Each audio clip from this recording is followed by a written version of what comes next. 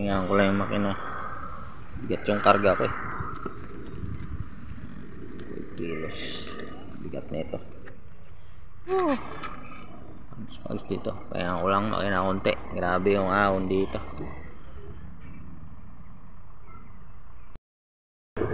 Ayan, shout out para sa kumpare.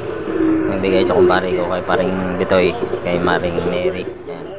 Sa 25 kilos bigas kay nanay. Bigay ng kamote at saka pinya. Maraming salamat.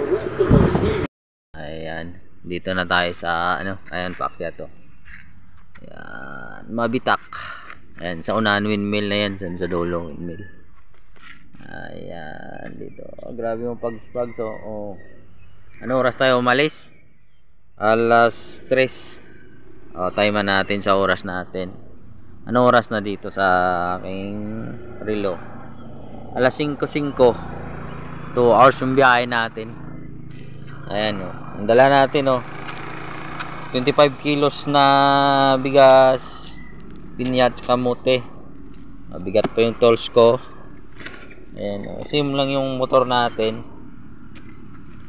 Pahingaan muna natin dito sa ahon. Grabe. Puro ugong lang yung motor natin dyan oh. Paakyat dyan sa taas. Grabe talaga. Pahingaan ko muna mga ano lang, 5 minutes lang. Dito tayo ngayon sa Mabitak. Ayan sa una na yan.